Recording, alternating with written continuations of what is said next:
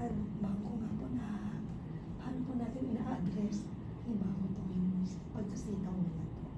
Yung concern po about sa... Kasi online siya eh, parang virtual lang yung Apo. paano po pag nag-shutting? Okay.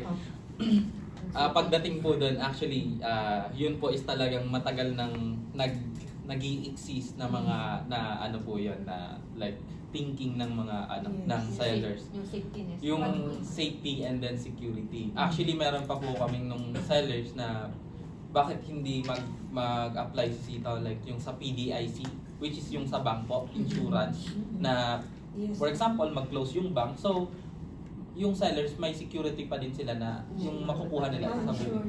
Opo, yung around 500,000. Which is yun po kasi is nag-i-exist siya or most probably, need po yun ng bank or sa bank po yun ini-implement para yung bank, for example, alam naman natin yung transaction ng bank, malalaki po yun.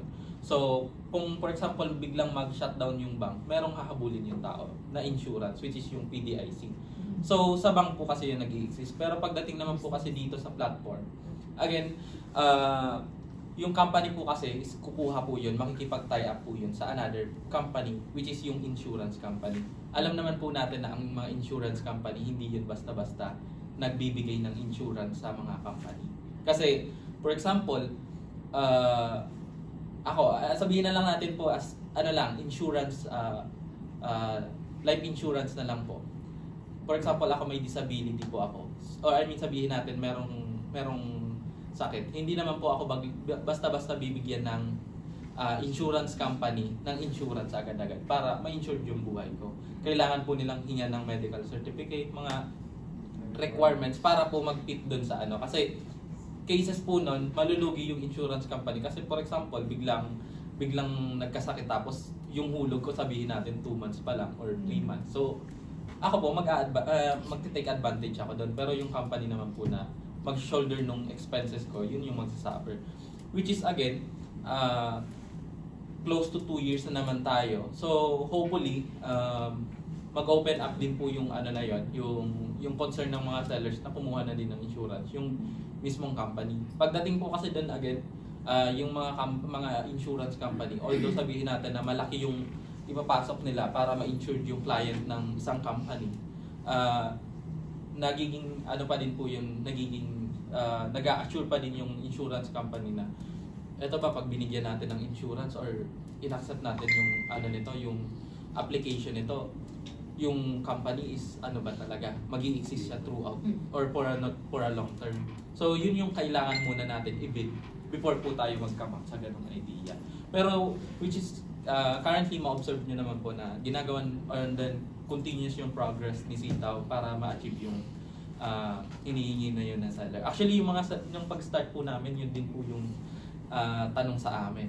Pero again, business.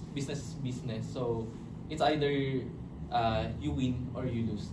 So hindi naman po, wala naman tayong masasabi na business na magbibigay ng assurance na 100% wala tayong lugi. Although dito po kay Sitaw, yun yung gusto namin na ibigay sa mga client namin, which is ma-observe naman natin na throughout their process wala naman sellers na nalugi. Unless na lang kung nag-process sila ng isang araw, ng isang buwan, then hinayaan na lang nila yung pera nila dun sa store nila throughout the day po. Kasi matutulog talaga dun yung pera. Which is yun, based sa experience ko, meron po akong seller na gano'n na yun kasi is galing sa, OFW.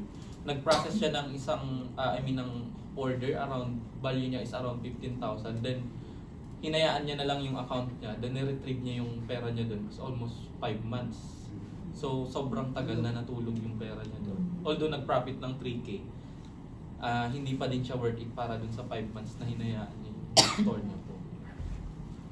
So, again, pagdating naman po sa business, physical and then online meron talaga pong risk. It's either you take it or you give it na lang po. Mga ganong risk na ano.